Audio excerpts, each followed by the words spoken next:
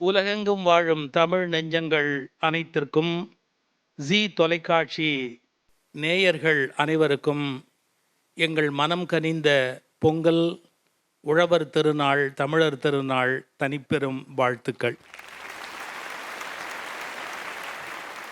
பொங்கல் என்பது ஏதோ தமிழ்நாட்டு பண்டிகை அல்லது மகர சங்கராந்தி என்ற வடநாட்டு இணைப்புடைய பண்டிகை என்று மட்டும் பலர் கருதுகிறார்கள். இல்லை, இந்தியா முழுவதும் விவசாயம் முடிந்த பிறகு பஞ்சாப், மகாராஷ்டிரா, ஆந்திரா எல்லா பகுதிகளிலுமே அறுவடை முடிந்த பிறகு வயலிலேயே சமைத்து சூரியனுக்கு படைத்து நன்றி சொல்லுகிற விழாவாக இது இந்தியா முழுவதும் நடைபெற்று கொண்டிருக்கிற உழவு திருவிழா, உணவு திருவிழா. இதில் எது ரொம்ப முக்கியம்னு கேட்டால், இறைவன் நமக்கு கொடுத்திருக்கிற மிகப்பெரிய கொடை மழை. அந்த மழை என்ற நீர் மேலாண்மை சரியாக இல்லை என்று சொன்னால் விவசாயத்தினுடைய சாயம் வெளுத்துவிடும். ஒரு சரியான நேரத்தில் மழை பெய்யவில்லை என்றால் விளையாது. தவறான நேரத்தில் பெய்தால் அந்த விளைச்சல் வீணாகி போய்விடும். அதனால்தான் ஆண்டாள் பாடலிலே பாடுகிற போது சொன்னாள், தீங்கின்றி நாடெல்லாம் திங்கள் மும்மாறி பெய்து என்றாள். மழை பெய்யணும், அது தீங்கு இல்லாமல் பெய்ய வேண்டும் என்று கேட்டுக்கொண்டாள். நமக்கு பெய் மழை வேண்டுமே ஒழிய பேய் மழை வேண்டியதில்லை. தமிழ் எவ்வளவு அழகான மொழி என்பதற்கு அடையாளம், மழைக்கு மட்டுமே தமிழிலே ஏகப்பட்ட சொற்கள் இருக்கின்றன.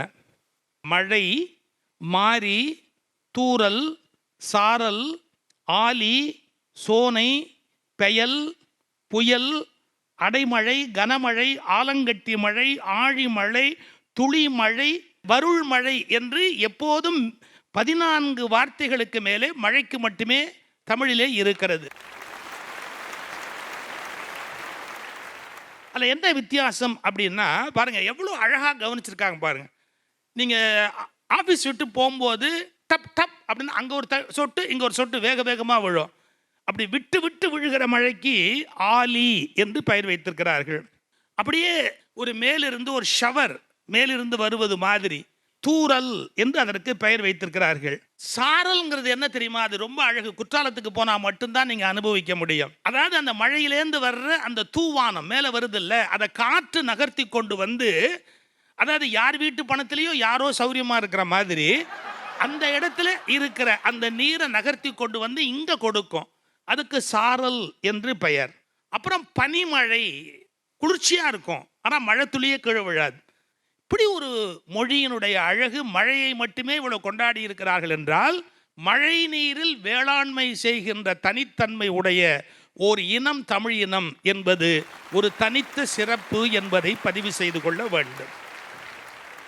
கிராமத்தில் வாழுகிற மக்களுக்கு ஒரு சில வகையான நன்மைகள் வழங்கப்பட்டிருக்கின்றன. நகர்ப்புறத்தில் வாழுகிற மக்களுக்கு வேறு சில வகையான நன்மைகள் வழங்கப்பட்டிருக்கின்றன. அதே மாதிரி கிராமத்தில் வாழ்கிற மக்களுக்கு ஒரு சில அசௌகரியங்கள் இருக்கின்றன. நகர்ப்புறத்தில் வாழ்கின்ற மக்களுக்கு ஒரு சில அசௌகரியங்கள் இருக்கின்றன. அப்போ நம்ம யோசிக்கிறோம், கிராமத்தில் வாழ்வது நல்லதா, நகரத்தில் வாழ்வது நல்லதா அப்படின்னு. ஆனால் நம்ம என்ன யோசித்தாலும், நம்ம விரும்பினாலும் விரும்பாட்டாலும் கிராமங்கள் கொஞ்சம் கொஞ்சமாக நகரங்களாக மாறிக்கொண்டே வருகிறது. பொதுவாக மேல்நாடுகளில் கூட நீங்கள் பார்த்தீங்கன்னா சிட்டியில் வாழ்கிற வாழ்க்கை காஸ்ட்லி, ரொம்ப அதிகமான செலவு அப்படிங்கிறது ஒரு கருத்து.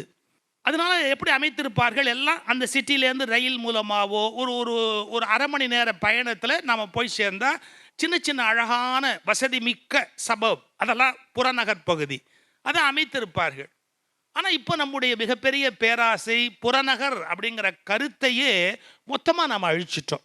அப்போது நகர் அப்படின்னு நகரமாக வளர்வதால் நன்மை இருக்கா, இல்லை விவசாய பூமியாக கிராமமாக, கிராமமே ஒரு குடும்பமாக வாழுகிற அந்த வாழ்க்கையில் ஒரு அழகு இருக்கா?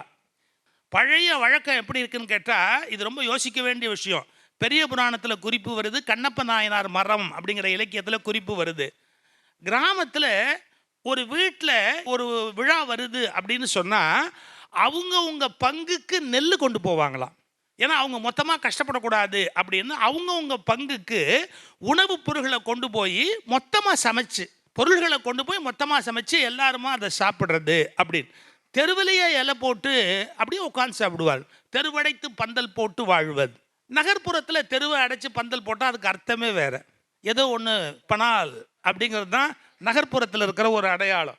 ஆனால் பந்தல் இல்லை, அது ஷாமியானா, கொஞ்சம் கௌரவமான பந்தல். இப்படி ஒவ்வொரு இடத்துலையும் கிராமத்துக்கும் நகரத்துக்கும் இடையில வாழ்க்கை முறையில் கொஞ்சம் வித்தியாசம் இருக்கு. அந்த கருத்தை மையமாக வைத்து தான் இன்றைய பட்டிமண்டபம் அமைந்திருக்கிறது. கிராமங்களை நாம் நகரங்களாக ஆக்குகிறோம். அப்படி ஆக்குவது நமக்கு கொடையா அல்லது கொடுமையா என்பது கேள்வி. கிராமங்கள் நகரங்களாக ஆக்கப்படுவது கொடையா கொடுமையா என்ற கேள்விக்கு விடை தருவதற்கு 6 அறிஞர்கள் வருகை தந்திருக்கிறார்கள். கிராமங்களை நகர்ப்புறங்களாக ஆக்குவது கொடுமை, கிராமங்கள் தான் சிறந்தவை என்பதை எடுத்துரைப்பதற்கு நம்முடைய ஐயா லட்சுமண பெருமாள் அவர்கள் வருகிறார்கள். அவர்களை அன்போடு அழைக்கிறேன். உலகெங்கிலும் தைத்திருநாளை, தமிழர் திருநாளை சிறப்பாக கொண்டாடி கொண்டிருக்கக்கூடிய தமிழ் உறவுகளே, குழுமி இருக்கக்கூடிய பெரியோர்களே, கிராமங்கள் நகரத்தை விட மோசமாக இருக்கிறதாக எதிரினர் வந்து சொல்லுவாங்க. ஆனால் எல்லா வசதிகளும் இருக்கக்கூடிய நகரத்தில் மன நிம்மதியோடு வாழ்கிறார்களா என்பதுதான் இன்றைக்கு முக்கியம். மன நிம்மதி தான் வாழ்க்கையை ஒழிய வசதிகள் வாழ்க்கை இல்லை. நிறைய பேர் எல்லா வசதிங்கிறது வேறு, எல்லா வசதிகளுங்கிற வேறு, எல்லாம் வச்சுக்கிட்டு மொபைல்ஸ் வண்டியில் போவாங்க. முதல்ல பெரிய வண்டிக்கு பஸ்ஸில், ஒரு ஊருக்குள்ளே வந்தவுடனே டவுன் பஸ்ஸில் போவாங்க, பிறகு வீட்டுக்கு போகும்போது மினி பஸ்ஸில் போவாங்க, பிறகு டயாலிசிஸ் தான் நடக்கிறதே இல்லை. ஆனால் இங்கே கிராமத்துக்கு போனீங்கன்னா ஒரு வீட்டை போய் விசாரிச்சிங்கன்னா, ஏன்னா இந்த மாதிரி வெள்ளைச்சாமி வீடு எங்கே இருக்குண்ணேண்ணா, யார் முடுக்கலாம் பட்டிக்காரண்ணா நீயே வாப்பா நீ தாயதிக்காரன் இல்லை, இங்கே வா, இந்த 1 கிலோமீட்டர் தான் வா, நடந்து போவோம் அப்படின்னு சொல்லி நடந்து கூப்பிட்டு போய் வீட்டில் கொண்டு விட்டு வரோம். அவனுக்கு வியாதி வருமா? இதுதான் கிராமம். அது மாத்திரம் இல்லை, அதிகாரிகள் ரிட்டையர்ட் ஆனவனே ஏன் கிராமத்தில் போய் வீடு எடுத்துருக்குன்னு நினைக்கிறாங்க? ஏன் இப்போ வேலையில் இருக்கும்போதே கூட வீடு குடும்பமெல்லாம் கிராமத்தில் இருக்கும். இவர் வேலை செய்கிறது மட்டும் டவுனில் வேலை பார்ப்பார். பொழப்பு டவுனில், வாழ்க்கை கிராமத்தில். ஆடு கிடக்கிறது ஆவடியாக வரும், புழுக்க ஓடுறது பொம்மையாக வரும்பாங்க. 7 மாடி வீட்டுக்குள்ளே ஆளு மேல ஆளை வச்சு காலமிக்கு படுத்து இருப்பான் முத்தையா, அவன் கண்ணுக்குள்ளே தூக்கமில்லே முத்தையா, கண்ணுக்குள்ளே தூக்கமில்லே முத்தையா, கை இருக்குது கால் இருக்குது முத்தையா, இங்கே கடவுள் தந்த நிலம் இருக்குது முத்தையா, பொய்யில்லாத நாக்கு இருக்குது முத்தையா, நம்ம புன்னகைக்கு பொருள் இருக்குது முத்தையா, கை இருக்குது கால் இருக்குது முத்தையா, ஓ முத்தையா. விவசாயி யாராவது வேலைக்கு வயக்காட்டுக்கு போகும்போது சுகர் மாத்திரை கொண்டு போகிறானா?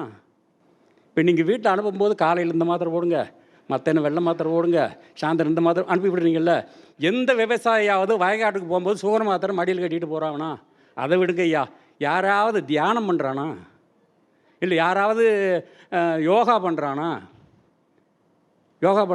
பிறகு ஏன் அவனுக்கு ஒரு வியாதி வரமாட்டீங்க? ஏன் அவனுக்கு ஒரு வியாதி? நீங்கள் எவ்வளோ பண்ணுறீங்கல்ல, இவ்வளோ பண்ணுறீங்க. இப்போ பெருமையாக சொல்லுவாங்க கிராமத்தில் ஆஸ்பத்திரியே கிடையாது. நான் சொல்கிறேன், தெருவுக்கு ஒரு ஆஸ்பத்திரி இருந்தால் அது நகரமா நரகமா? அது அவங்களுக்கு பெருமை. ஆஸ்பத்திரி அங்கே இல்லை, இங்கே எக்கச்சக்கமாக ஆஸ்பத்திரி இருக்குது. அது பெருமை இல்லை, அது கேவலம். அது ஒரு வாழ்க்கையாது? அது ஒரு வாழ்க்கை கிடையாது. இன்னொன்று, உழைப்பின் மேல் நம்பிக்கை உள்ளவர்கள் கிராமத்தில் இருக்கிறவன், ஏ கலங்காதனே, இந்த வருஷம் இந்த தை பிறக்கட்டும்னே, இந்த பொண்ணுக்கு கல்யாணம் பண்ணி கொடுத்துடலாம், பிள்ளைக்கு பீஸை கட்டிடலாம், எதுக்குன்னே பயப்படுற அப்படின்னு சொல்லி தைரியம் சொல்லுவான். ஏன்? உழைப்பின் பேரில் அவனுக்கு அவ்வளவு நம்பிக்கை. டவுனில் பாருங்கள், 10 பேரில் 7 பேர் லாட்டி சீட்டு வைப்பான். 7 பேர் லாட்டி சீட்டு வைப்பான். சேம் அப்படின்னு சொல்லி லாட்டி சீட்டு தடை பண்ணியாச்சு, ஆனால் விற்றுக்கிட்டு தான் இருக்கான். உழைப்பின் பேரில் நம்பிக்கை இல்லை அவனுக்கு. ரொம்ப பேர் காலையில் எழுந்திரிச்சவனே ராசி விளாண்டில் உட்காந்துருப்பானே, இன்றைக்கி என்ன போட்டிருக்கான், என்ன சொல்கிறான் அவன். கும்பராசி நேயர்களே, இன்றைக்கு உங்களுக்கு சோதனையான நாள். இன்றைக்கு உங்கள் வீட்டுக்கு பல விஐபிகள்லாம் வர்றதுனால நீங்கள் இந்த வாயு பதார்த்தங்கள் எல்லாம் கொஞ்சம் சாப்பிடுவதை தவிர்ப்பது நல்லது. சரி, இதெல்லாம் மாடா கட்டத்தில் வருது. அதில் ஒருத்தன் சொல்கிறான் பக்கத்தில் இருந்துக்கிட்டு, இவர் சொன்னால் கரெக்டாக இருக்குங்க. ஏன் அவர் சொல்லலைன்னா உனக்கு தெரியாத வாயு பதார்த்தம் சாப்பிட்டா என்ன ஆகும்னு? டவுனில் இது தாங்க நடக்கு. உழைப்பின் பேரில் யாருக்குமே நம்பிக்கை கிடையாது. சும்மா பறந்துக்கிட்டு தெரிவாங்க. ஒன்றும் இல்லைங்க, புண்ணாக்கு விலை கூடிருச்சு, தவிடு விலை கூடிருச்சு. எதுக்கு? பாலை காலையில் பீச்சி விடியும்னா டவுனில் இருக்கிற ஆளுகள்லாம் பால் சாப்பிடணும்ல, டீ சாப்பிடணும்ல.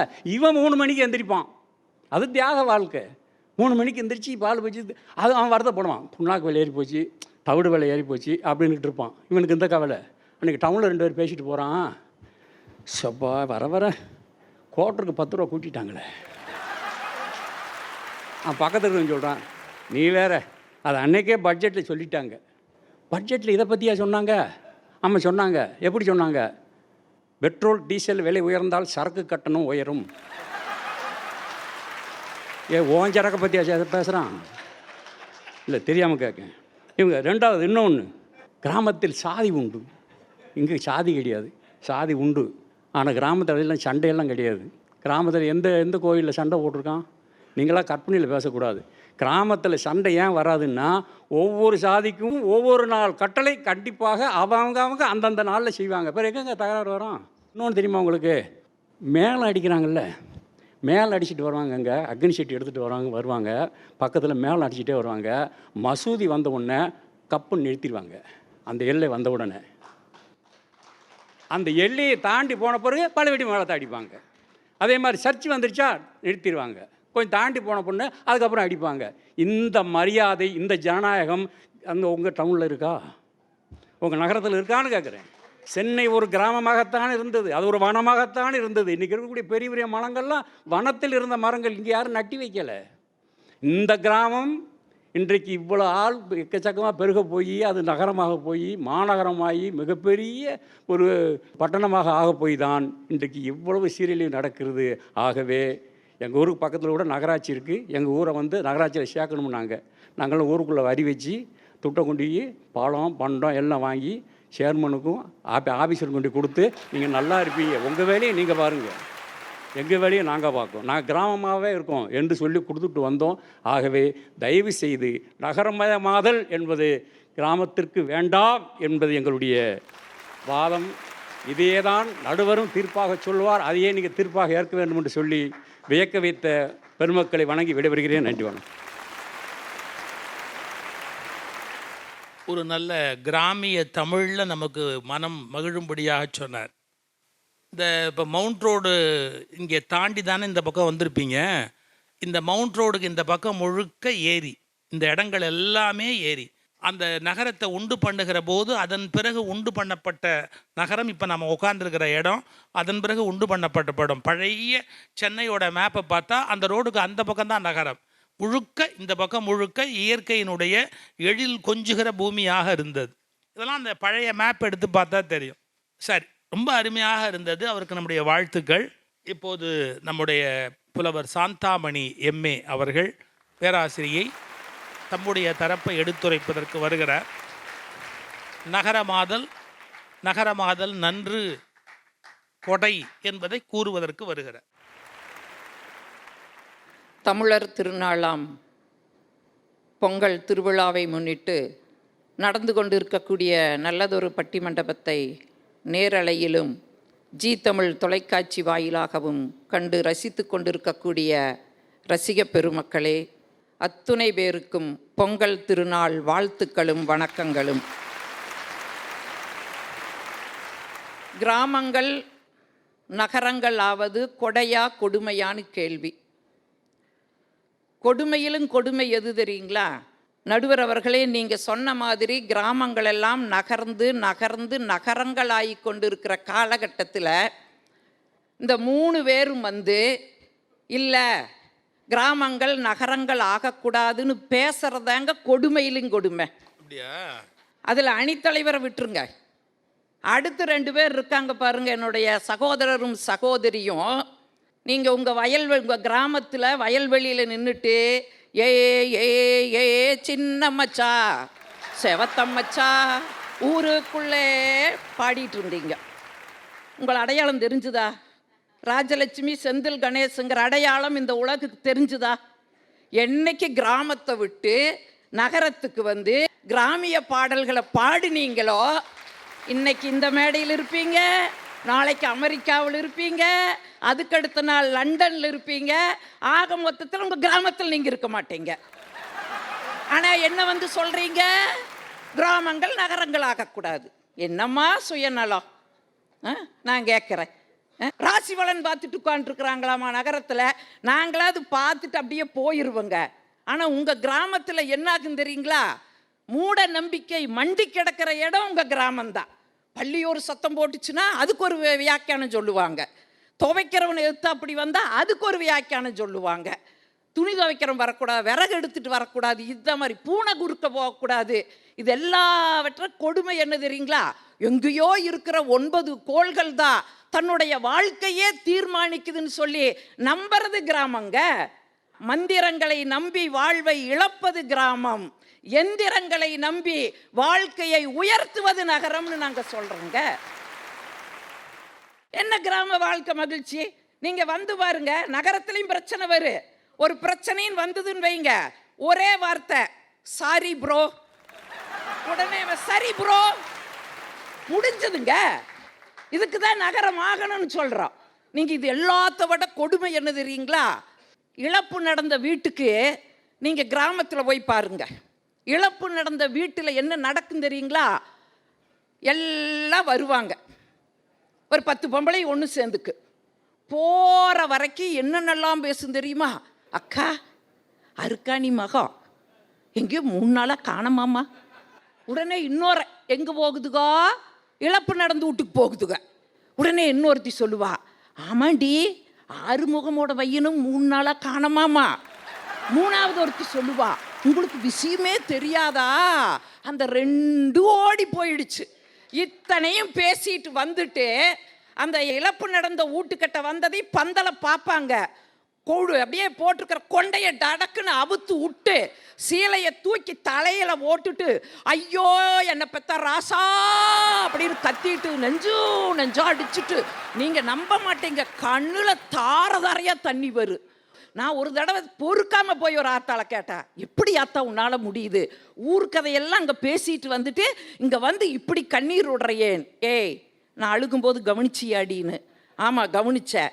எப்படி அழுத? நெஞ்சு அடிச்சுட்டு அழுதேன். நெஞ்சு அடித்தா வலிக்குமா வலிக்காதாடி? வலிச்சா கண்ணில் தண்ணி வருமா வராதாடி? என்னென்ன அளப்பறைங்க பண்ணுறீங்க? நகரத்தில் அப்படியெல்லாம் கிடையாதுங்க.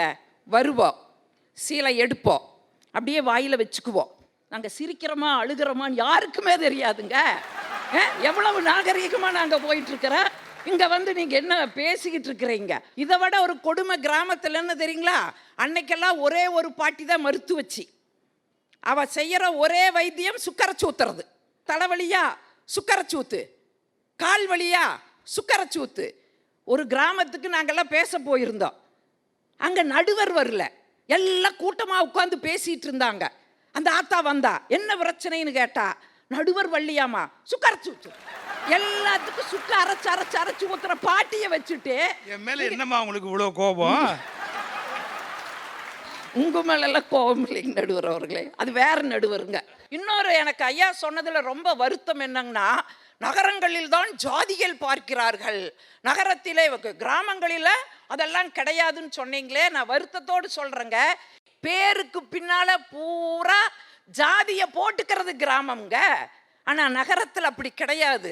சமத்துவபுரம்னு ஒன்றை கொண்டு வந்து அத்துணை இன மக்களும் ஒரு இடத்துல குடியிருக்கிறாங்கன்னா அதுக்கு தாங்க நாங்கள் வளர்ச்சி அங்கே வரணுங்கிறோம். இன்னும் நீங்கள் கிராமத்தில் போய் பாருங்க, சில தெருக்களில் சில இனத்தை சார்ந்தவர்கள் வரக்கூடாதுங்கிற ஒரு சட்டம் இருக்குதுங்க. அப்படியே அந்த தெருவில் வந்தாலும் காலில் என்ன போட்டுக்கூடாது தெரியுங்களா? செருப்பு போடக்கூடாது, துண்டை கட்டக்கூடாது. ஆக இப்படி ஒரு துண்டு போட்டு வைக்கிற ஒரு நிலை கிராமங்களில் இருக்குது. ஆனால் நகரங்கள்ல அந்த பாகுபாடு கிடையாதுங்க. எல்லாரும் ஒற்றுமையாக இருக்கிறாங்க. அவன் வெட்டி பேச்சு பேசுறதுக்கு நேரம் கிடையாது. காலையில் ஓடுறா, மூட்டை தூக்குறா, அதை செய்யறா, இதை செய்யறா. ஆனால் கிராமங்களில் தான் நேரம் கிடைக்குது. ஏன்னா ஒரே தொழில் விவசாயத்தை முடிச்சுக்கிட்டு வந்து உட்கார்ந்துக்கிட்டு வீண் கதைகளை பேசி வீண் சண்டை சச்சரவுகள் கிராமங்கள் இருக்குது. நகரங்களில் ஒருத்தன் அப்பார்ட்மெண்ட்டில் யார் யார் இருக்கிறாங்கன்னே தெரியாது. மழை காலத்தில் தான், ஓ நீ இந்த அப்பார்ட்மெண்ட்டில் இருந்தியா, நீ இந்த பக்கத்தில் தான் இருந்தியாங்கிற சந்திப்பே மழை காலங்களில் தான் தெரிஞ்சுது. ஏன் மற்ற நேரங்களில் அவங்க வீட்டில் இருக்கிறது இல்லைங்க. காலையில் கிளம்பி போனால் சாயந்தரம் வர்றாங்க, அவர்கள் உண்டு அவர்கள் வேலை உண்டு என்று வாழ்ந்து கொண்டிருக்கின்ற நகரம்தான் வாழ்க்கையினுடைய மகிழ்ச்சி. அதுக்கு கிராமங்கள் வந்துச்சுன்னா அந்த கிராமங்களும் உயரும் என்று சொல்லி கேட்ட அத்துணை பேரையும் வணங்கி விடைபெறுகிறேன். நன்றி, வணக்கம். கிராமங்களில் இன்னும் ஜாதி இருக்கிறது, நகரங்களில் இல்லை அப்படிங்கிற ஒரு கருத்தை ரொம்ப வலியுறுத்தி சொல்லி பலவிதமான உண்மைகளை நமக்கு உதாரணங்கள் மூலமாக விளக்கினார்கள்.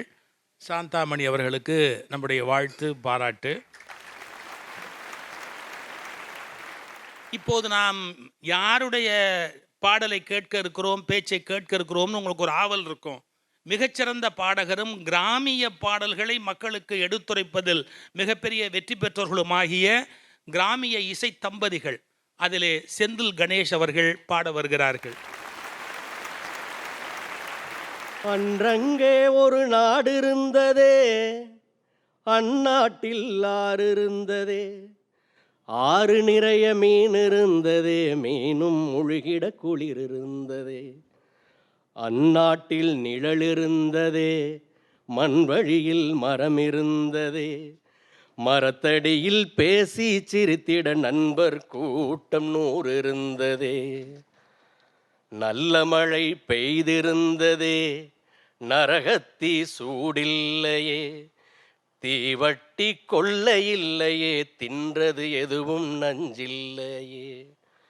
ஒரு வீட்டில் அடுப்பெறிந்தால் மறு வீட்டில் பசி இல்லையே, ஒரு கண்ணு கலங்கி நிறைந்தால் ஓடி வர பலருண்டங்கே. அன்றும் பல மதம் இருந்ததே, அதையும் தாண்டி அன்பிருந்ததே. உன்னை படைத்தோன் என்னை படைத்தோன் என்றதொரு சண்டை இல்லையே. அந்நாட்டை கண்டவருண்டோ, எங்கே போனது தெளிவுண்டோ. அந்நாடு இறந்து போனதோ, அது வெறும் ஒரு கனவானதோ. அந்நாடு இறந்து போனதோ, அது வெறும் ஒரு கனவானதோ என்று கேரளத்து பிரபல பாடகர் தோழர் ரேஷ்மி சதீஷ் பாடிய சமூக நலன்மிக்க இந்த மலையாள பாடலை கயல்பட்டினத்தை பாடகர் கேஜே சாகுல் ஹமீது தமிழில் பாடியுள்ளார். இந்த அற்புதமான பாடலோடு என்னுடைய உரையை துவங்க இருக்கிறேன். பாண்ட அந்த பாட்டே ஒரு பெரிய ஒரு சான்று. நம்ம எதெல்லாம் இழந்திருக்கிறோம், எதெல்லாம் நம்ம மறந்துருக்கிறோம் அப்படிங்கிறத சொல்கிற வண்ணமாக தான் இந்த பாட்டு. அந்த வகையில் இன்னைக்கு மனுஷ உயிர் வாழ்கிறதுக்கு அடிப்படையாக சில விஷயங்கள் அத்தியாவசியமான விஷயமாக இருக்குது. அதில் நீர், நிலம், காற்று, ஆகாயம் அப்படி சொல்லிட்டு போகிறோம். அப்படி பார்த்தோம்னா இன்னைக்கு இது எதுவுமே இன்னைக்கு தூய்மையாக இருக்கா அப்படின்னா எதுவுமே இல்லை. அதான் உண்மை. இன்னைக்கு விவசாய நிலங்கள் கூட மாசுபட்டு போச்சு. நிறைய உரங்களை கொட்டி அங்கே இருக்கக்கூடிய மண்புழுகளை சாகடிச்சு, அதே போல் பூச்சிகளை சாகடிச்சுன்னு இப்படி எல்லாமே கெட்டு போய் தான் இருக்குது. அதுக்கு தான் எங்களுடைய விவசாயி கூட அழகாக பாடுறார். அவருடைய வருத்தத்தை சொல்லி பாடுறார். 3/4 முழம் நெல் பயிர், 30 கேசம் தண்ணி கிணறு. ஐயா 3/4 முழம் நெல் பயிர், 30 கேசம் தண்ணி கிணறு. நிற்காமத்தான் தண்ணி அரைச்சே, நிற்காமத்தான் தண்ணி அரைச்சே, நெல்லு பயிரும் கருகி போச்சு.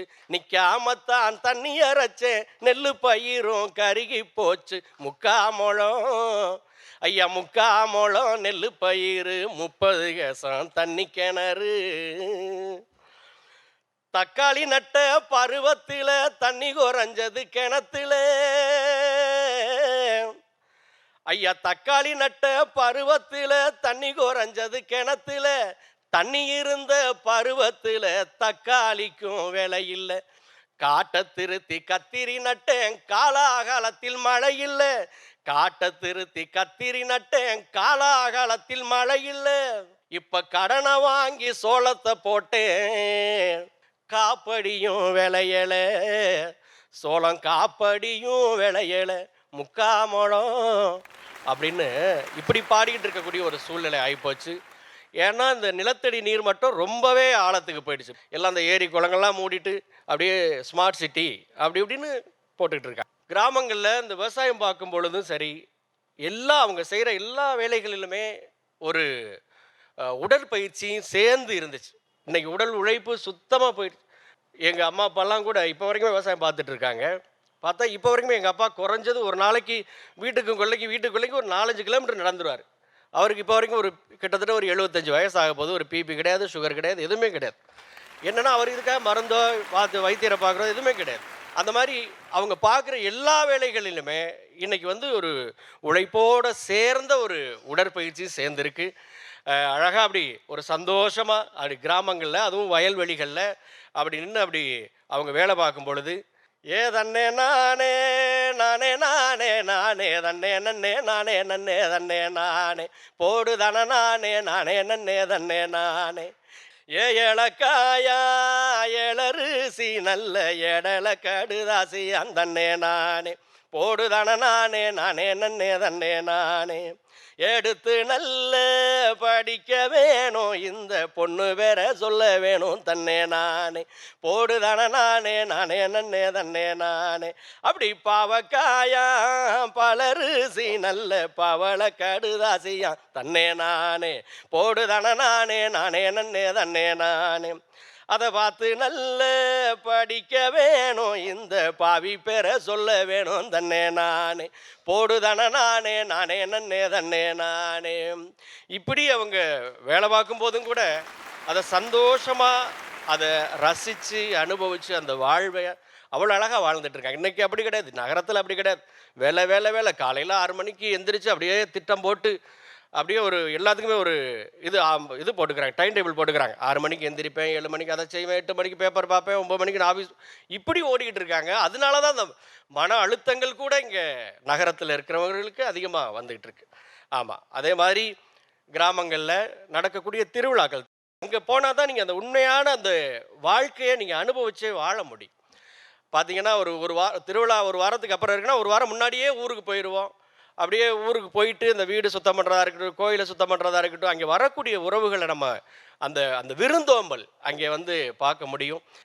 அதுவும் சரி, அந்த திருவிழா நாட்களில் நம்ம எல்லாருமா சேர்ந்து ஒரு இடத்துல ஒன்று மண்ணா பேசி பழகி ஒரு தேர் இழுக்கிறதா இருக்கட்டும், அது இந்த நகரத்தில் இருக்காதுங்கய்யா. இங்கே என்ன முடிஞ்ச அதிகபட்சமான ஒரு 7 மணி ஆயிடுச்சு, 8 மணி ஆயிடுச்சுன்னா உடனே வீட்டுக்குள்ளே போயிடணும், டிவியை போடணும், இல்லை செல் எடுத்துகிட்டு ஒரு பக்கம் போயிடணும்.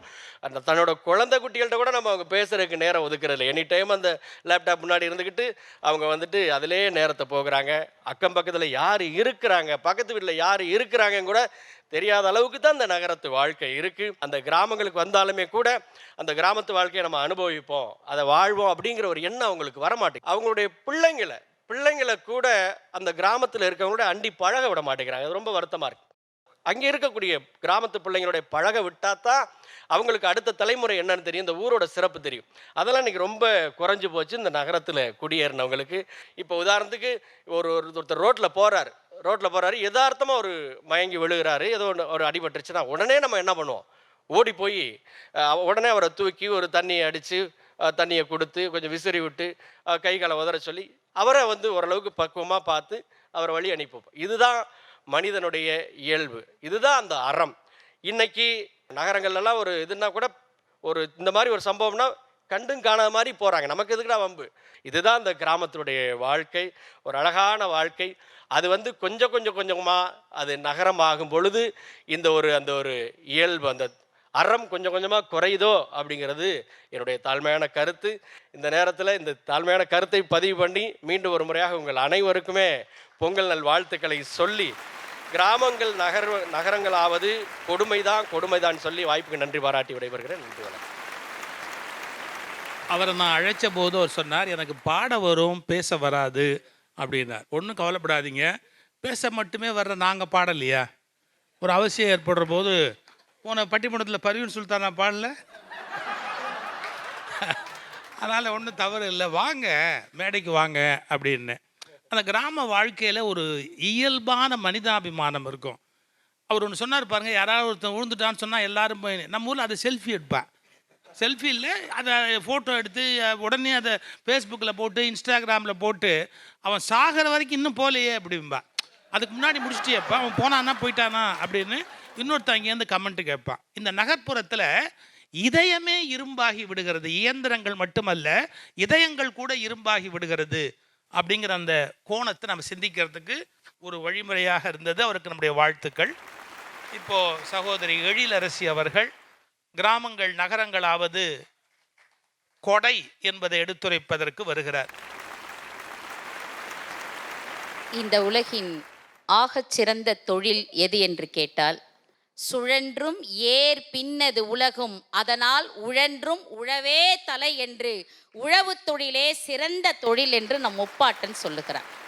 அப்படிப்பட்ட உழவு திருநாளை சீரோடும் சிறப்போடும் கொண்டாடி கொண்டிருக்கக்கூடிய அத்துணை தமிழ் நெஞ்சங்களுக்கும், குறிப்பாக ஜீ தமிழ் தொலைக்காட்சி நேயர்கள் அத்துணை பேருக்கும் என் நெஞ்சார்ந்த உழவு தொழில் திருநாள் நல்வாழ்த்துக்களை தெரிவித்து கொண்டு, அந்த 2 பேர் பேசுனதுலேயே ஷப்பா கண்ணை கட்டுது பாருங்க. என்னை பேசாமல் ஏதாவது குழந்தை காப்பகத்தில் சேர்த்து விட்டுருங்கய்யா, முடியல என்னால். கிராமத்தில் நிலத்தை பாத்தியா, காற்றை பாத்தியா, நாத்தை பாத்தியா. தம்பி ஒரு தலப்பாவை கட்டிக்கிட்டு ட்ரெஸ் எல்லாம் கரெக்டாக தான் இருக்குது. ராஜலக்ஷ்மியை பார்த்து மனப்பாறை மாடு கட்டி மாயவரோ ஏறு பூட்டி வயக்காட்டு உழுது போடு ராஜலட்சுமி, பசுந்தழைய போட்டு பாடுபடு Rajalakshmi. Okay, photo shoot over அப்படின்னு தலப்பாவை கட்டி வச்சுட்டு வீட்டில் போய் உட்காந்து பர்கரும் பீஸாவும் சாண்ட்விச்சும் சாப்பிடு வர மாட்டாரா? ஏன்னா சென்னையில் இப்போ 2 வீடு வாங்கியிருக்கிறாங்க இது வரைக்கும். எங்க கரும்பு நிற்குது எங்க பின்னாடி, இது நட்டு வச்சிருக்கிறோமே, இதையெல்லாம் பார்த்தால் ஆஹா இந்த கரும்பு எவ்வளவு சுவையாக இருக்கும்னு நமக்கு தோணும். ஆனால் அதை உழவு செய்தானே அந்த விவசாயி இந்த கரும்பை பார்த்தால் அவனுக்கு என்ன தெரியுமா தோணும்? அதில் இருக்கக்கூடிய அந்த கணு வளையம் இருக்கு பாருங்க, அதை பார்க்கின்ற போதெல்லாம் இதை விதைப்பதற்காக தன் மனைவியினுடைய வளையலை அடமானம் வைத்தானே, அந்த வளையல் அல்லவா அவன் நினைவுக்கு வரும். எங்க அந்த விவசாயிக்கு ஒரு நியாயம் கிடைக்கணும்னா, எங்கள் நகரத்தில் இருக்கக்கூடியவர்கள் அனுபவிக்கக்கூடிய பொருளாதார மேம்பாட்டை அவர்கள் அடைய வேண்டும். எனவே அது நகரமயமாதலை நோக்கி நகர வேண்டும் என்று பேசுவதற்காக நான் வந்திருக்கிறேன். நான் பேசுறது இப்போ புரியுது இல்லை உனக்கு தம்பி? அப்போ உனக்கு தான் புரியணும் மெயினா. அந்த தம்பி கூட நான் மன்னிச்சு விட்டுருவேன். நல்ல பாடகர், அணி தலைவரை பாருங்களேன், குறுகுறுன்னு இல்லை வந்தமா தலைப்பு சம்பந்தமா ஏதோ 4 நல்ல வார்த்தை பேசணுமான்னு இல்லாமல் கிராமத்திலே இருப்பவர்கள் எல்லாம் சாதியை வைத்து சண்டை போடுவதே கிடையாது. நாங்கள் எல்லாமே நீங்கள் நகரத்திலே பாருங்கள் எவ்வளவு. ஏனே நீங்கள் தயவு செய்து ஒவ்வொரு முறை சென்னை வெள்ளம் வருகிற போது தயவு செய்து சென்னைக்கு வந்துருங்க. சென்னை வெள்ளம் சென்னையை சூழுகிற போதெல்லாம் இந்த ஜாதி அந்த ஜாதி இல்லை, நீயும் நானும் மனித ஜாதி என்று ஒருவருக்கு ஒருவர் கை கொடுத்து தூக்கி விடுகிற அந்த நிலையை நீங்கள் கண்கூடாக பார்க்க வேண்டும். நாங்களே எத்தனையோ கிராமத்தில் உங்கள் திருவிழாவை பார்த்துருக்குறோங்க. திருவிழா எல்லாம் போராட்டகளமாக மாறிய திருவிழாக்களை நாங்கள் பார்த்திருக்கிறோம். எங்கள் நகரத்திலே தான் போராட்டத்தை கூட திருவிழாவாக மாற்றினோம். ஜல்லிக்கட்டு என்கிற அந்த போராட்டத்தை தீர்வு நாங்கள் தாங்க வாங்கி கொடுத்தோம் உங்களுக்கு. என்ன சாதாரணமா? ஒரு அறையிலே காற்றின் அழுத்தம் எப்படி சமமாக இருக்கிறதோ அதுபோல ஒரு தேசத்தின் வளர்ச்சி என்பதும் சமமாக இருக்க வேண்டும். அது நகரத்தில் இருக்கக்கூடியவர்கள் அனுபவிக்கக்கூடியதை கிராமத்திலே இருப்பவர்களும் அனுபவிக்க வேண்டும் என்பதற்காகத்தான் இந்த தலைப்பையே வச்சிருக்கிறோம். கிராமத்தினுடைய அருமை பெருமை எனக்கும் தெரியும். ஆனால் கிராமத்தில் நான் பிறந்தப்ப குடிக்கிற தண்ணிக்கு 3 கிலோமீட்டர் என் பாட்டியோடையும் என் அத்தையோடையும் குடம் சுமந்தவள் நான் என்கிற காரணத்தினால் சொல்லுகிறேன். கிராமத்து வாசியாக நடிப்பது ஈஸி, கிராமத்து வாசியாக வாழ்வது கடினம் தம்பி. வாழ்ந்து பாருங்க அந்த வாழ்க்கை. உட்காந்து திருவிழாவுக்காக மட்டும் ஒரு வாரம் வீட்டுக்கு போயிட்டு வராதிங்க. ஒட்டனை அடிக்கிறாங்களா, வீட்டை ரெடி பண்ணுறாங்களா, உங்களுக்கு நல்லா தான் இருக்கும் கிராமத்து வாழ்க்கை. பின்ன அன்னைக்கு அந்த கிராமத்து பஸ்ஸிலலாம் அந்த மக்கள் ஏறுவதை பார்த்துருக்கீங்களா நீங்கள்? டிரைவருக்கே கொஞ்சோண்டு இடம் விட்டுருப்பாங்க போனா போதுன்னு. அவரே ஒரு சீட்டு மூலையில் உட்காந்துக்கிட்டு அதை அந்த ஸ்டேரிங் ஓட்டிகிட்டு இருப்பார். நீங்கள் அந்த பேனட் பெட்டியில் மட்டும் 7 பொம்பளையால் உட்காந்துருப்பா பார்த்துருக்கீங்களா நீங்கள்? அது இன்ஜின் சுடுமோ சுடாதோ தெரியாது. அந்த பேனட் பெட்டியில் அன்னைக்கு ஒரு பாட்டி போனா போதுன்னு ஒரு அம்மா நவுந்து இடம் விட்டுச்சு. கரெக்டாக அந்த ஹோல் இருக்கும் பாருங்க, கீர் வச்சிருக்கிற அந்த இது, அந்த ஹோலுக்கு நேராக இடம் கிடச்சோடனே பாட்டி பேனட் பெட்டி மேலே உட்காந்துட்டு புடிமானத்துக்கு கீரை பிடிச்சிக்கிட்டான். டிரைவர் பார்த்துட்டு, ஏமா அது எனக்கு கையேடுமா அப்படின்னாரு. அதுக்கு அந்த பாட்டி சொல்லுது, ஏண்டாப்பா நீ நல்லா திடகாத்திரமா தானே இருக்கிற, உனக்கு எதுக்கு இந்த குச்சி, நான் ஒரு புடிமானத்துக்கு பிடிச்சிக்கிறேனேன்னுது. பின்னாடி இருந்து ஒருத்தன் அருவா தூக்கிட்டு சொல்றான், எங்க அப்பத்தாவையா திட்டுற, இந்த ரூட்ல நீ பஸ் ஓட்டிடுவியாங்கிறோம். கிராமத்துல சண்டை வராதானே? என்னை பஸ் விட முடியல நிம்மதியாங்க. நாங்கள் சொல்லுகிறோம் கல்வி வளர்ச்சி, அறியாமையை நீக்குங்கள், எங்களை பார்த்து மூட நம்பிக்கையில மூழ்கி இருக்கிறோங்கிறீங்க. உலகத்திலேயே மிகச்சிறந்த மருத்துவம் அது தமிழகத்திலே இருக்கிறது என்று இன்றைக்கு நாம் பெயர் எடுத்திருக்கிறோம். ஆனால் எனக்கு என்ன வருத்தம்னா, இவ்வளவு சிறந்த மருத்துவம் உடைய இந்த தமிழ்நாட்டில் இன்னமும் கூட கிராமத்திலே பாம்பு கடியால் உடனடியாக மருத்துவம் செய்ய முடியாமல் இறக்கின்ற என் விவசாயிகளும் உழைப்பாளிகளும் நிறைய இருக்கிறார்களே, அதை வருத்தப்பட்டு நான் சொல்லுகிறேன். தயவு செய்து நகரத்திலே இருக்கக்கூடிய அந்த பொருளாதார மேம்பாட்டை நாம் கிராமத்திற்கும் கொண்டு வர வேண்டும். ஒரே ஒரு உதாரணம் சொல்லி நிறைவு செய்கிறேன் நடுவர் அவர்களே. ஒரு கிராமம் மொத்த எண்ணிக்கையே 1250 பேர் தான். 1989 வரை வறுமை கோட்டுக்கு கீழே வறட்சி நிலமாக இருந்த அந்த கிராமம் 90க்கு பிறகு முன்னேற்றம் அடைந்து இன்றைக்கு 60க்கும் மேற்பட்ட கோடீஸ்வரர்களும் பல லட்சாதிபதிகளும் அந்த மண்ணிலே இன்றைக்கு வசிக்கிறார்கள். மில்லேனியஸினுடைய கிராமம் என்று இன்றைக்கு பெயர் எடுத்திருக்கிறது. அதற்கு காரணம் ஏதோ அரசியல்வாதியோ இல்லை வேறு யாரோ கிடையாதுங்க. ஒரே ஒரு கிராம பஞ்சாயத்து தலைவர் முன்னெடுத்த காரணத்தினால் அந்த கிராமம் இன்றைக்கு மாதிரி கிராமமாக இருக்கிறது. அந்த பஞ்சாயத்து தலைவர் அவருக்கு இன்றைக்கு நாம் பத்மஸ்ரீ விருது கொடுத்து இன்றைக்கு நாம் பாராட்டி இருக்கிறோம். அவருடைய பெயர் போபத் ராவ் பவார் என்பது அவருடைய பெயராக இருக்கிறது. ஒரு தனி மனிதன் ஒரு கிராமத்தை முன்னெடுத்து விழிப்புணர்வு அடைய செய்து பெண் கல்வியை நிலைநாட்டி நீர் மேலாண்மையை உட்புகுத்தி ஒரு சின்னஞ்சிறிய கிராமத்திலே பல கோடீஸ்வரர்களை உருவாக்கி இருக்கிறார் என்று சொன்னால் நான் உங்களுக்கு சொல்லுகிறேன், தயவு கூர்ந்து அந்த தொழில்நுட்ப வசதிக்கு அந்த நீர் மேலாண்மைக்கு உரியவர்களாக நகரத்தை நோக்கி வாருங்கள் என்பதைத்தான் உங்களுக்கு நான் சொல்லுகிறேன். நல்ல வாய்ப்புக்கு நன்றி பாராட்டி விடைபெறுகிறேன். நன்றி, வணக்கம். அதாவது குறை சொல்வது எங்கள் நோக்கம் இல்லை, கிராமத்து மக்களுக்கும் நல்வாழ்வு கிடைக்கணும் அப்படிங்கிறது தான் எங்கள் நோக்கம் அப்படிங்கிற கோணத்தில் பேசினாங்க. திடீர்னு ஒரு கிராமத்தில் வைத்தியம் பண்ண முடியாத நோய் ஏற்படுகிற போது நம்முடைய கிராமத்து வைத்தியத்தை குறை சொல்லலை, ஆனால் அங்கே காப்பாற்ற முடியாது. உடனே ஒரு மருத்துவமனைக்கு வர வேண்டியிருக்கு. பைபாஸ் சர்ஜரியோ ஸ்டென்ட் உள்ளே வைக்கிறதோ ஒரு அவசியமாக இருக்குது. அந்த மாதிரியான காலகட்டத்தில் ஒரு கிராமத்து மக்களுக்கு வாழ்க்கை கிடைக்கலையே அப்படிங்கிற குறை சொல்வதல்ல, வருத்தம் அப்படிங்கிற பகுதியை அவங்க ரொம்ப அழகாக எடுத்துரைத்தார்கள். நம்முடைய சகோதரி ராஜலட்சுமி அவர்கள் அவர்களுக்குரிய பதிலை அளிப்பதற்காக வருகிறார்கள். வாங்க. ஆலம் விழுதா தரையிறங்கி அரசங்கொழுந்தா மினுமினுங்கி, ஆலம் விழுதா தரையிறங்கி அரசங்கொழுந்தா மினுமினுங்கி, வாராளாம் வாராளாம் தையம்மா வளம சேர்க்கும் தாயம்மா, வாராளாம் வாராளாம் தையம்மா வளம சேர்க்கும் தாயம்மா, பொங்கலோ பொங்கலோ பொங்கல் மங்கள வாழ்த்தொழி எங்கும், மஞ்சளோ மஞ்சளோ மஞ்சள் மங்கையர் முகத்தில் கொஞ்சம். அனைவருக்கும் இனிய தமிழர் திருநாளாம் பொங்கல் திருநாள் நல்வாழ்த்துக்களை தெரிவித்துக் கொண்டு என்னோட உரையை தொடங்குறேன். சாந்தாமணி அக்கா வந்தோடனே ஒரு விஷயம் சொன்னாங்க, நீங்கள் 2 பேரும் கிராமத்தில் சின்ன மச்சான் பாட்டு பாடிட்டு இருந்தீங்க, உங்களை ஃபேமஸ் ஆக்குனதே எங்களுடைய நகரம் தான் அப்படின்னு சொன்னாங்க. அக்கா நிறைய பேர் வந்து ஃபேமஸ் ஆனாங்க, அது எதுக்காகன்னு தெரியாது. நாங்கள் வந்து எல்லா நாடுகளுக்கு போனோடனே எங்களை பார்த்து எதிரில் இருக்கவங்க கேட்குறது, உங்கள் பாட்டை கேட்கும்போது எங்கள் கிராமம் ஞாபகம் வருது, உங்கள் பாட்டை கேட்கும்போது எங்கள் அம்மாவுடைய ஞாபகம் வருது, உங்கள் பாட்டை கேட்கும்போது எங்கள் மண்ணின் ஞாபகம் வருது அப்படின்னு சொல்லி அவங்க எல்லாரும் எங்களை கொண்டாடுறதுக்கு மிக முக்கியமான காரணம் நாங்கள் கிராமத்திலேருந்து வந்தவங்க அப்படிங்கிறதுனால தான். அதை விட ஒரு முக்கியமான விஷயம் சொன்னாங்க, நீங்கள்லாம் நகரங்களை நோக்கி வரணும். ஏன்? ஒரு விவசாயிக்கு வந்து ஒரு நல்ல வாழ்வாதாரம் கிடைக்கணும்னா அது நகரத்தில் இருக்க எங்கனால தான் கிடைக்கும்னு ஒரு பெரிய புழு விட்டீங்க பாருங்கக்கா. எனக்கு என்னென்ன நகரங்களில் இருக்கவங்கனால தான் விவசாயிகளுடைய வாழ்வு உயருங்கிறது உண்மையாக இருந்தால் இன்னைக்கு வரைக்கும் ஏன்க்கா விவசாயி தற்கொலை பண்ணிக்கிறான்? இந்த கிராமங்கள் நகரங்களாக மாறும்போது என்ன நடக்குதுன்னா, நம்மளுடைய பண்பாடு பாரம்பரியம் சார்ந்த நிறைய அடையாளங்களை நம்ம இழந்துட்டோம்.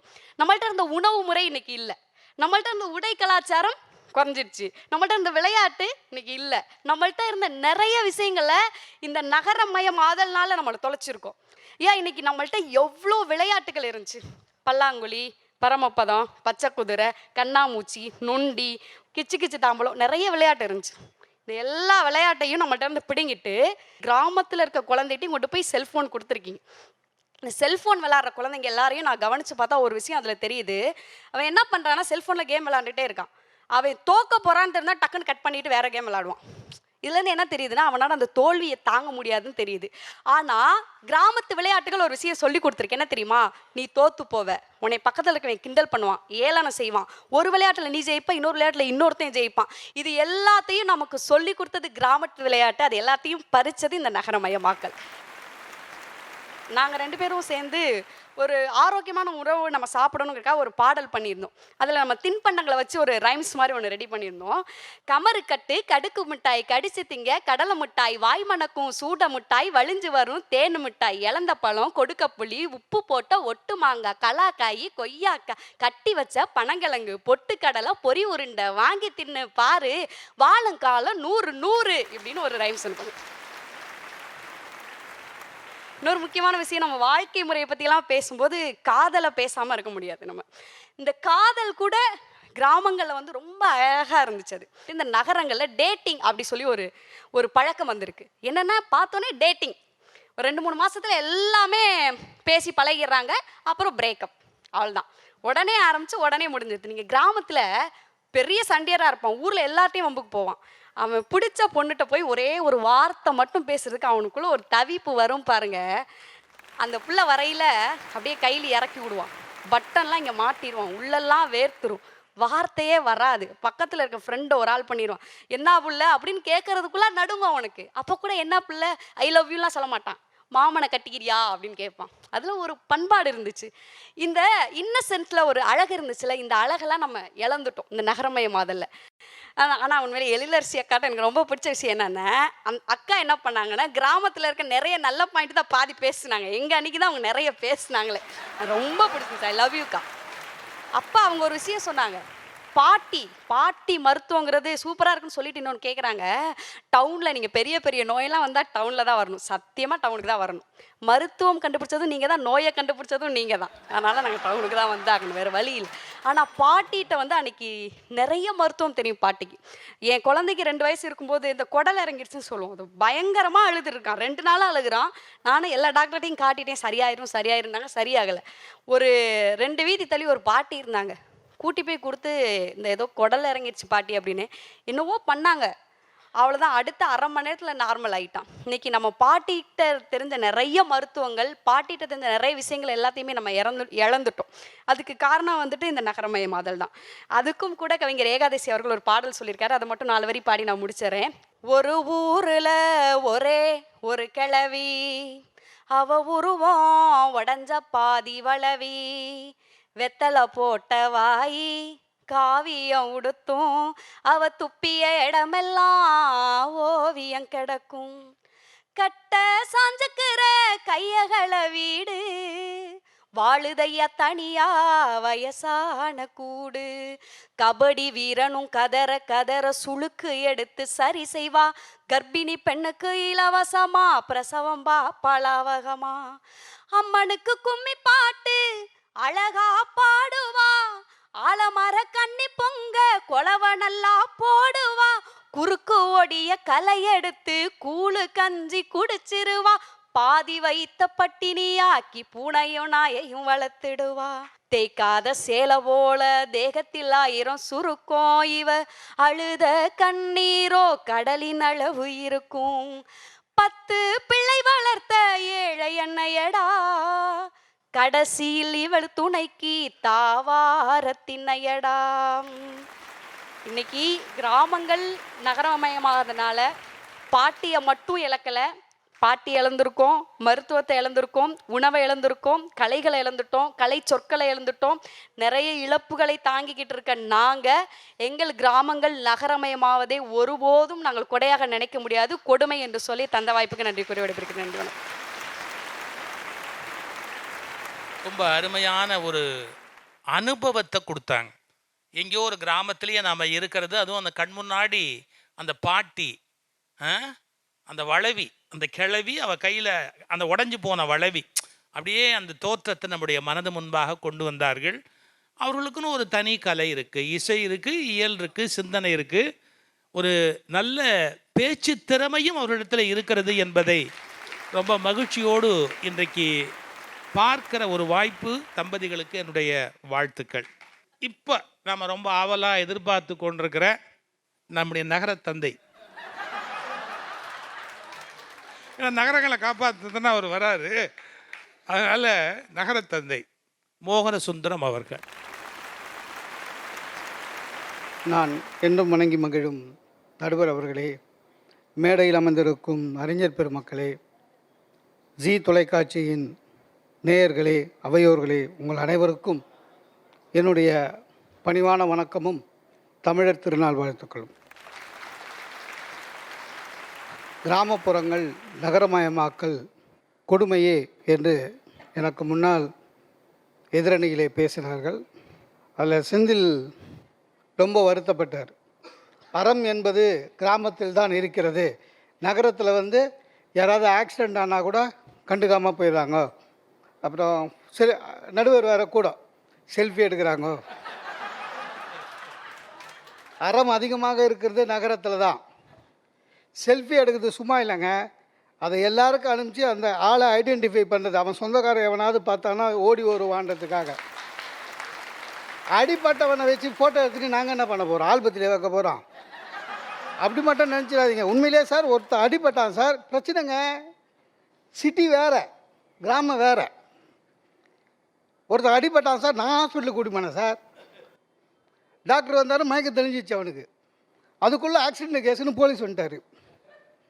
போலீஸ் இப்போ அந்த நோயாளியை மயக்கம் தெளிஞ்சவன பேர்னான்னாரு. அவன் எடுத்த உடனே பர்ஸு காணோன்னா. அப்புறம் என்னை உத்து பார்த்து இவர் தான் என்னை தூக்குனாருன்னா. போலீஸ் என்னை பார்த்து பர்ஸு எங்கன்னா.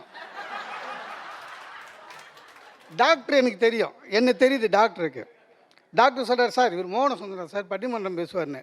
அதுக்கு அந்த கான்ஸ்டபிள் சொன்னார், பட்டிமன்றம் பேசாமல் பர்ஸு தூக்க மாட்டானா.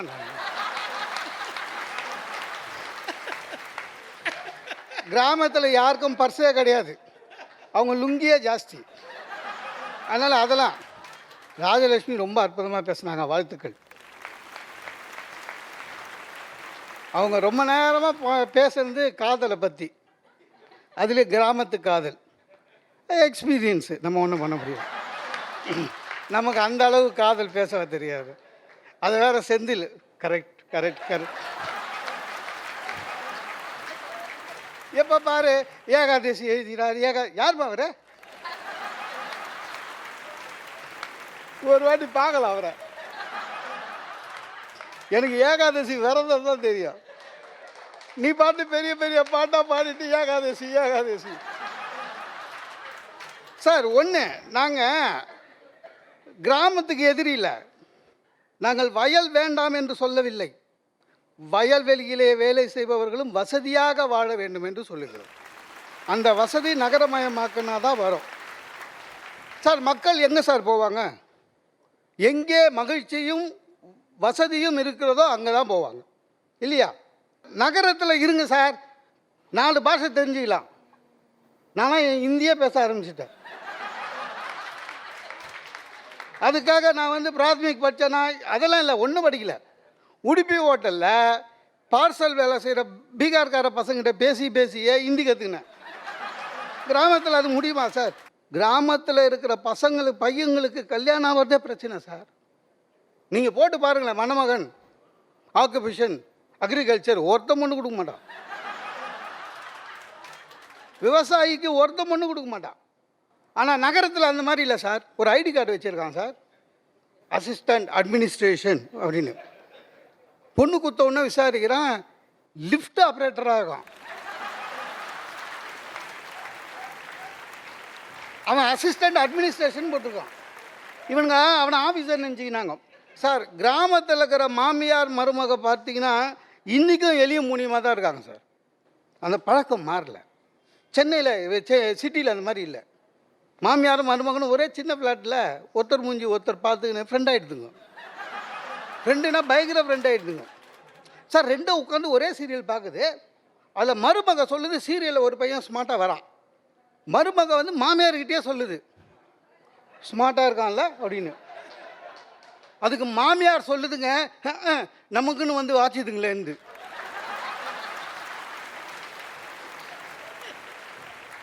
அப்புறம் மருமக சொல்லுது, தப்பாக நினச்சிக்காதீங்க அத்தை, உங்கள் பையன் கொஞ்சம் தத்தி தான் அப்படின்னு. அதுக்கு மாமியார் சொல்லுது, ஆமாம்மா எல்லாம் அவங்க அப்பா மாதிரியே அப்படின்னு. ஃப்ரெண்ட்ஸுங்க சார், வயல்வெளியிலையும் கிராமங்கள்லேயும் என்னங்க பொழுதுபோக்கு இருக்குது? ஒரு மண்ணாங்கட்டியும் கிடையாது. அங்கேயும் வரும் டிவி தான், அது தெரிஞ்சதான் இல்லை. இங்கே அப்படி இல்லைங்க. எவ்வளோ பொழுதுபோக்கு சார். எதுவுமே இல்லை. பணம் காசு இருந்தால் அது வேறு. பணம் காசு இல்லைனாலும் கவலை இல்லைங்க, பொழுதுபோக்கு உண்டு. ஏதாவது மாலுக்கு போயிடுங்க சார், ஃபுல் ஏசி, ஒன்றும் வாங்க வேணாம், படிக்கட்டு நடக்க வேணாம், ஜாலியாக எஸ்கலேட்டரில் ஏறி ஏறி இறங்கி அந்த கலர் கலரா மனசு எவ்வளோ நிம்மதியாக இருக்கும் தெரியுமா சார்? அதெல்லாம் அனுபவித்து பார்த்தவனுக்கு தான் தெரியும். அங்கே தான் வந்து இல்லை ஒருத்தருக்கு ஒருத்தர் கோல் சொல்கிறது. எது கிராமங்களில். இப்போ கிராமங்களில் நீங்கள் லவ் பேசுனீங்கல்ல, நல்லா இருந்தது. ஆனால் என்ன ஒன்று, பெருசுங்க பார்த்துச்சுன்னா பெரிய பிரச்சனை இல்லை. ஊர் ஃபுல்லாக போய் டமாரம் அடிச்சிடுவான். ஐயோ லவ் பண்ணு அவன் ஊத்து பார்க்குறான், லவ் பண்ணுறாங்கன்னு அவனே பண்ண வச்சிருவான். பார்த்துக்கிறீங்களா? அப்புறம் பஞ்சாயத்து ஒன்று சொம்போடு உட்காருவானுங்க, நீ இவளை தான் கல்யாணம் பண்ணிக்கணும்னு. அவர் அப்பாட்ட ஒன்றும் பண்ண முடியாது. இங்கே அப்படி இல்லைங்க, எல்லாம் எலிசு, ரொம்ப ஈஸி லைஃபு. நம்மளே பார்க்குறோம், பக்கத்து வீட்டு பொண்ணு ஏதோ ஒரு பையன் கூட போகுது, டென்ஷனே ஆக மாட்டோம். பாவம் அந்த பையன், யார் பெற்ற பிள்ளையோ மாட்டான், போயினே இருப்போம். எல்லாம் ஐயா நீங்கள் பேசுகிறதில்ல, நான் எல்லாம் ஒத்துக்கிறேன். ஆனால் அக்கிரமத்துக்கு கிராமத்தில் ஜாதி கம்மி நீங்களே, அங்கே மட்டும்தான் இருக்குது. உண்மையிலேங்க ஒரு திருவிழா ஆனால் போதும், சண்டை நிச்சயம். தேர் வர்றவங்க அந்த காலனிக்குள்ளே போகக்கூடாது, இந்த இதில் போகக்கூடாது, சண்டை போட்டு தேரையே நடுத்தரில் நிறுத்திட்டு போடுவானுங்க. அப்புறம் தேரை போலீஸ் தான் எடுத்துன்னு வந்து. சிட்டிலலாம் அப்படி கிடையாதுங்க. தேர் போகுது, பெருமாள் தேர், நம்ம ஆளு ஸ்கூட்டர்லேயே ஓவர்டேக் பண்ணுறான், நிறுத்துறான், போய் நேர்கிறான். பெருமாள் போகிறாரு, நம்மளும் போகிறோம் ஆஃபீஸுக்கு. பெருமாள் அவர் ஆஃபீஸுக்கு போகிறாரு, நம்ம ஆஃபீஸுக்கு போகிறோம். ஒரு மனிதனுக்கு தெரிய அத்தியாவசியமான அடிப்படை வசதிகள் ஒவ்வொரு மனிதனுக்கும் உண்டு. கிராமத்தில் இருக்கிறவனும் இந்திய குடிமகன், நகரத்தில் இருக்கிறவனும் இந்திய குடிமகன். இந்த குடிமகனுக்கு கிடைக்கிற வசதி அந்த குடிமகனுக்கும் கிடைக்க வேண்டும். அதுதான் உண்மையான ஜனநாயகம். சார், எனக்கு பக்கத்துலேயே ரயில்வே ஸ்டேஷன் இருக்குது, பக்கத்துலேயே ஏர்போர்ட் இருக்குது, பாஸ்போர்ட்டுக்கு பக்கத்துலேயே இருக்குது. நான் எதுக்குமே அலைய வேணாம். அந்த வசதி எங்கள் விவசாய குடும்பங்களுக்கும் வேண்டும் என்பதுதான் எங்களுடைய ஆசை என்று கூறி வாய்ப்புக்கு நன்றி பாராட்டி விடைபெறுகிறேன். நன்றி, வணக்கம். கிராமங்கள் நகரமயமாதல் அப்படிங்கிறது தவிர்க்க முடியாதது. ஆனால் அது கொடையா அல்லது கொடுமையா அப்படிங்கிற ஒரு கேள்வி மனசாட்சி உள்ளவர்களுக்கு தோன்றிக்கொண்டே இருக்கும். ரெண்டு தரப்புலையும் வாதங்கள் சொன்னாங்க. ரொம்ப நம்ம நுட்பமாக கவனிக்க வேண்டிய விஷயம், நகர்ப்புறங்களில் ஜாதி பெருசாக தெரியாது. இப்போ கபாலிக்குள்ளே போகும்போது, கோயிலுக்குள்ளே போகும்போது யார் என்ன ஜாதின்னு யாரும் அங்கே பார்க்க போகிறதில்ல. ஆனால் கிராமங்களில் அப்படி இல்லை. ஒரு மாரியம்மன் கோயில் திருவிழாவாக இருந்தால் கூட இது எங்கள் சமூகத்துக்கு கட்டுப்பட்டது, அந்த சமூகத்தால் இங்கே உள்ளே வரக்கூடாது, அதெல்லாம் இருக்கலாமா இருக்கக்கூடாதா அப்படின்னு ஜாதியத்தில் ஒரு இடைவெளி அப்படிங்கிறத நகரம் அவ்வளவா மெயின்டைன் பண்ணலை. ஆனால் கிராமம் அதிகமாக மெயின்டைன் பண்ணுது அப்படிங்கிற வாதத்தை நம்ம தள்ளிட முடியாது. ஆனால் ஜாதி தாண்டி அன்பும் அபிமானமும் காட்டுவதுன்னு வந்துட்டா கிராமத்து மக்கள் அபிமானம் காட்டுற மாதிரி நகரத்து மக்கள் அன்போ அபிமானமோ காட்ட மாட்டார்கள் என்பதையும் நாம் இங்கே பார்க்கணும். எத்தனை பிரச்சனை வந்தால் சார், வாலி என்ன எழுதுறார் தெரியுமா? நான் குடித்த தாய்ப்பால் ஒரு இஸ்லாமிய பெண்ணின் தாய்ப்பால். ஏன்னா அவங்க குழந்தை பிறந்த போது அவங்களுடைய தாயாருக்கு உடல்நல குறைவாயிடுச்சு. அப்படி உடல்நல குறைவான போது அவங்க பால் கொடுக்க முடியாது. ஆனால் அந்த குழந்தைக்கு பால் கொடுக்கணுமே அப்படின்னு அவங்க வீட்டுக்கு அண்மையிலேயே இருந்த ஒரு இஸ்லாமிய பெண் அந்த குழந்தையை எடுத்துக்கிட்டு போய் பால் கொடுத்துருக்காங்க. இந்த மாதிரியான ஒரு அந்யோன்யமான மதம் கடந்த ஜாதி கடந்த ஒரு அன்பு அபிமானம் இவற்றையெல்லாம் நீங்கள் கிராமங்களில் பார்க்க முடியும். ஆனால் நகரங்களில் பார்ப்பது என்பது சிரமம். இது யோசிக்க வேண்டிய விஷயம். நம்முடைய செந்தில் கணேஷ் சொன்னார், மன அழுத்தம் என்பது நகர்ப்புறத்து மக்களுக்கு அதிகம். எப்பவுமே நம்ம ஸ்ட்ரெஸ்ஸில் இருப்போம். இத்தனை மணிக்குள்ளே அங்கே போய் ஆகணும், அத்தனை மணிக்கு அந்த பஸ்ஸை பிடிச்சாகணும், அத்தனை மணிக்கு அந்த ரயிலை பிடிச்சாகணும், இத்தனை மணிக்குள்ளே மறுபடியும் போய் அந்த டாக்டரை பார்த்தாகணும், எல்லாத்துலேயும் டைம் அப்பாயின்மெண்ட் அப்படின்னு நமக்கு மன அழுத்தம்னு ஒன்று நகர்ப்புறத்து மக்களுக்கு இருந்துக்கிட்டே இருக்கும். ஆனால் கிராமத்தில் இருக்கிற மக்களுக்கு காலம்ங்கிறது கூட ஒரு பெரிய விஷயம் அல்ல. எப்போவுமே ரிலாக்ஸ்டாக இருப்பாங்க. எந்த விதமான படபடப்பு, ஆன்சைட்டி, டிப்ரெஷன் அப்படிங்கிறது நகர்ப்புற நோயை ஒழிய கிராம மக்களுக்கான நோய் கிடையாது. ஆனால் கிராமத்து மக்களுடைய சிரமம் என்ன அப்படிங்கிறத பற்றி இந்த அணியில் கொஞ்சம் அதிகமாக எடுத்துரைத்தார்கள், கிராமத்தில் வாழுகிறவங்களை பற்றி. இப்போ நான் ஒரு செய்தி சொல்ல போகிறேன். ஒரு ஆங்கில பத்திரிகையிலேருந்து குறிச்சிக்கிட்டு வந்திருக்கிறது. 90,000 ரூபாய்க்கு ஒரு பொருள் கிடைக்கும். என்னன்னு நீங்கள் யோசிச்சுக்கோங்க, நான் அப்புறமா அதுக்கு விடை சொல்கிறேன். அப்புறம் 75,000 ரூபாய், 25,000 ரூபாய் ஒரு மார்க்கெட் ரேட்டு. இது எதுக்கு நான் இப்போ விலை சொல்லட்டுமா? 90,000 ரூபாய்க்கு லிவர், கல்லீரல் விலைக்கு விற்கிறாங்க. 75,000 ரூபாய்க்கு ஒரு கிட்னி விற்கிறதுக்கு தயாராக இருக்கிறாங்க. 25,000 ரூபாய்க்கு ஒரு கண்ணை கொடுக்க தயாராக இருக்காங்க. எங்கே? மகாராஷ்டிராவில் விவசாயிகள் விவசாய கடனை அடைக்க முடியாமல் எங்கள் உடம்பு பார்ட்டை விற்கிறதுக்கு தயார், நான் இங்கே கொடுக்க தயாராக இருக்கிறோம், எங்களால் கடனோட வாழ முடியல அப்படின்னு ஓப்பனாக டிக்ளேர் பண்ண விஷயத்தை ஒருத்தர் ஆர்டிக்கலாக எழுதியிருக்கிறார். கொஞ்சம் யோசிச்சு பாருங்கள், எவ்வளோ பெரிய வறுமை அவனை தாக்கி இருக்கணும். அப்போது லிவரை விற்கிறேன், நான் வேணா என் கிட்னியை விற்கிறேன், சட்டப்படி அப்படி விற்க முடியாது, சட்டம் அதுக்கு குறுக்க நிற்கிது. ஆனால் அவங்க வறுமை, அவங்களுடைய துன்பம், கடன் அப்படிங்கிற ஒரு அழுத்தம், இதெல்லாம் யோசிச்சு பார்த்தா எவ்வளவு பெரிய துன்பமான நிலையில் அந்த கிராமத்து மக்கள் இருந்தால் இந்த வார்த்தையினை அவர்கள் சொல்லியிருப்பார்கள் அப்படிங்கிறத நீங்கள் யோசிச்சு பார்க்கணும். ஆச்சாரியா வினோபா பாவே கீதை பேருரைகள்னு ஒரு புத்தகம் எழுதுறார். அதில் அவர் என்ன ஒரு வார்த்தை எழுதுறார் தெரியுங்களா? விவசாயிகள் கண்ணியமாக இருப்பது என்பது லாப நஷ்டத்தை மனதில் வைத்து கொண்டு அல்ல, அவர்கள் மனதில் இயல்பான ஒரு நேர்மை இருப்பதால் தான் விவசாயிகள் நேர்மையாக இருக்கிறார்கள். ஒருவேளை பணம்தான் தனக்கு முக்கியம் என்று இந்திய விவசாயி நினைத்தால் அவர்கள் கஞ்சாதான் பயிரிடுவார்களே ஒழிய நெல்லோ கோதுமையோ பயிரிட மாட்டார்கள் அப்படிங்கிறார். இது யானா கிராமத்தில் இருக்கிற மக்களுக்கு டவுன் அப்படிங்கிறது மேலே ஒரு மோகம் இருக்கத்தான் செய்யும். டவுனில் இருக்கிற அந்த பிரம்மாண்டம், நகர்ப்புற வீடுகள், அதில் இருக்கிற மருத்துவ வசதி, சாலை கட்டமைப்பு அது மேலே உண்டு. இப்போ சென்னையில் மழை பெஞ்ச போது தண்ணி நின்றுது, நகர்ப்புறங்களில் மழை பெஞ்ச போது பயங்கரமாக சாலையில எல்லாம் நின்றுது. ரொம்ப அழகாக ஒரு கவிஞன் எழுதியிருந்தான், நமக்கெல்லாம் ஒரு பிரச்சனை வந்தால் நம்ம என்ன பண்ணுவோம்? சாலை மறியல்னு தானே பண்ணுவோம். பொதுவாக மனிதருடைய இயல்பு, அரசாங்கத்தோட கவனத்தை ஈர்க்கணும்னா சாலை மறியல். நீர் என்ன சொல்லிச்சான்?